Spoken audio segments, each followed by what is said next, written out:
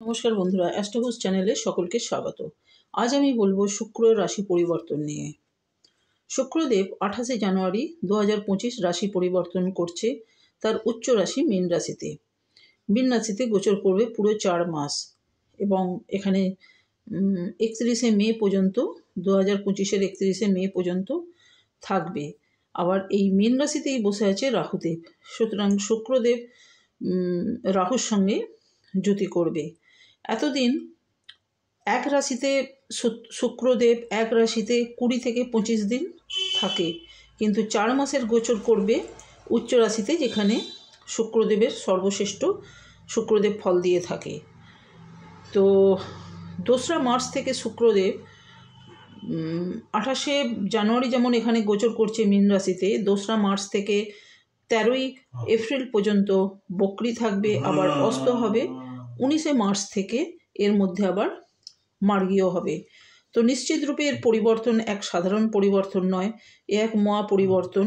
এই কারণে 4 মাসের লম্বা গোচর শুক্রদেব মার্চ মাসে বক্রী হবে, পিছিয়ে আসবে, আবার আগে যাবে, আবার বক্রী হবে, মার্গী হবে। এটা 4 মাস ধরে এইসব চলতে থাকবে। তো শুক্রদেব আমাদের ভোগবিলাস ঐশ্বর্যের কারক, লাক্সারির কারক, ধন ঐশ্বর্যের কারক। শুক্র সব রকমের আমাদের সুখ দিয়ে থাকে।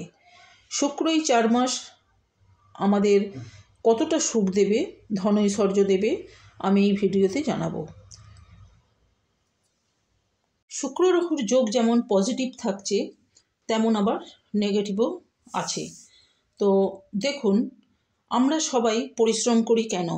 সুখে থাকবো, একটা ছোট বাড়ি করব, গাড়ি করব, সম্পত্তি করব, যত পারবো অর্থ সঞ্চয় করব ভবিষ্যতের জন্যে, ঘুরবো, বেড়াবো, বাইরে বেড়াতে যাব। তো এর মধ্যে আবার প্রেম ভালোবাসাও আছে, এগুলো আমরা করে থাকি। এগুলোকে দেখে শুক্রদেব। এবার দেখুন, এই শুক্রদেবের সাথে যে কোনোভাবে যদি রাহুর কানেকশান হয়ে থাকে, আমাদের বাচ্চাটে যদি শুক্র রাহুর কানেকশান হয়ে থাকে, তাহলে অনেক সময় দেখা যায়, আপনারও খেয়াল করে দেখবেন, অনেক মানুষ আছে ভোগবিলাসের চক্রে পড়ে লাইফটাকেই নষ্ট করে দেয়। লাইফটার 12টা বেজে যায়, অর্থ সঞ্চয় কি যা রোজগার করবে সবই বেরিয়ে যায়। তাহলে তো অর্থ নষ্ট করছে, সব থেকে কি হয়, অন্য পথে চলে যাচ্ছে অর্থ নষ্ট করতে করতে। তো যখন তার চেতনা ফেরে, তখন দেখে তার রোজগারের সমস্ত পয়সাই তার বেরিয়ে গেছে। তো শুক্র রাহুর কানেকশানে এইগুলো হয়ে থাকে। আর যারা সাবধান থাকেন, সতর্ক থাকেন, সচেতন থাকেন, তারা বেঁচে যান। এই পথে যারা পা দেয় না, তারা কিন্তু বেঁচে যায়। তো শুক্র রাহুর কানেকশানে কিছু রেমেডি করলে অনেকটা রক্ষা পাওয়া যায়। তো আবারও দেখা গেছে রাহু শুক্রের জ্যোতিতে, রাহু শুক্রের কানেকশানে ব্যবসাদাররাও বড় বড় সাফল্য পেয়েছেন। এখানে 4 মাসের জ্যোতি শুক্রের সাথে রাহুর, আবার মার্চ মাসে শনি প্রবেশ করবে, তখন আবার আলাদা ভিডিও হবে শনি রাহু শুক্রের। তো রাহু শুক্রের জ্যোতি কি পরিণাম দেবে? এই জ্যোতি খুব ভালো ফলই দিয়ে থাকবে। আলোচনাটা আমি মার্চ পর্যন্ত দেব, কারণ দেখুন, শনিদেব কুম্ভ ছেড়ে মীন রাশিতে আসছে, আবার 2 মার্চ যখন বক্রী হবে আবার কুম্ভ রাশিতে যাবে, আবার রাহু আবার রাশি পরিবর্তন করবে। সেই সময়ের আলোচনাটা আবার অন্যরকম হবে। তো এই জ্যোতিতে প্রথম যেটা বলবো, আর্থিক কষ্ট অনেক গেছে আপনাদের। এখন অনেকে সোজা করে মাথাটাও তুলতে পারছেন না। একদিকে অর্থ কিছুটা রাখার চেষ্টা করছেন, তো অন্যদিকে রোগ ভোগ বা অন্য কারণে খরচা হয়ে যাচ্ছে। আমি বলবো এই জ্যোতিতে গুছিয়ে নিন, সুযোগ দেবে শুক্রদেব, যেমন সুযোগ দেবে, তো সুযোগটাকে আপনি কাজে লাগান। এরপর যেটা বলবো, দাম্পত্য জীবন। শুক্র যতই লাক্সারিয়াস লাইফের কারক হোক, শুক্র আগে দেখে প্রেম ভালোবাসা, আগে প্রেম ভালোবাসার কারক শুক্র, তো প্রেম ভালোবাসাকে আগে দেখে। তো এই জ্যোতিতে শুক্র যেমন প্রেম ভালোবাসাকে দেখবে, এর গভীরতাকে দেখাবে রাহু। দাম্পত্য জীবন নিয়ে অনেক ভুগেছেন, এবার নিজেদেরকে ঠিক করুন, ঠিক করে রাখুন। একজনকে স্যাক্রিফাইস করতেই হবে, তা না হলে দুজনেই যদি ইগো নিয়ে থাকেন, তো দাম্পত্য সুখ আর পাবেন না। তো আমি এটা নিয়ে আর বেশি বলবো না, নিজেরা বুঝুন, নিজেরা বুঝে চলুন। প্রেম নিয়ে যদি বলি, দেখুন শুক্র রাহুর কানেকশানে যারা নতুন প্রেমে প্রবেশ করেছেন 6 মাস 1 বছর, তারা মোহগ্রস্ত হয়ে মরীচিকার দিকে ছুটবেন না, কারণ রাহু আছে, মরীচিকার দিকে ছোটাবে। সেদিকে সতর্ক রাখুন। যে মানুষটাকে ভালোবাসছেন তাকে ভালো করে চিনুন, তারপর রিলেশানে এগোবেন।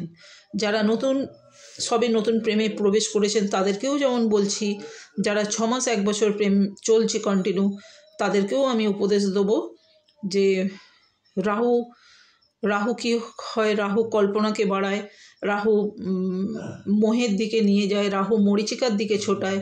সুতরাং আপনারা যারা প্রেমের মধ্যে আছেন ভালো করে চিন্তাভাবনা করবেন, সঠিক মানুষটাকে বাছবেন, তারপরেই রিলেশনে এগোবেন।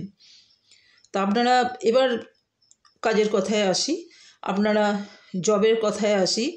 আপনারা যে কাজের মধ্যে যুক্ত থাকুন না কেন, কর্মের উন্নতি সবচেয়ে বড় কথা। কর্মের উন্নতি, প্রমোশন হচ্ছে, রাহু এক জায়গায় যেমন স্থির রাখে না, সুতরাং প্রমোশনের সাথে সাথে কর্মের জায়গারও পরিবর্তন হবে।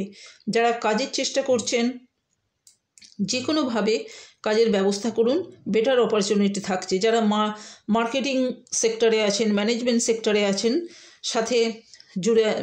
সেক্টরের সাথে জুড়ে আছেন, আপনাদের জন্য ভালো সময়। ব্যাংকিং সেক্টর বলুন, ফাইন্যান্স সেক্টর বলুন, শেয়ার মার্কেটে যারা কাজ করছেন, আপনারা বিশেষভাবে লাভবান হবে। তবে শেয়ার মার্কেটটা অনেকটা সতর্কভাবে এগোতে হবে।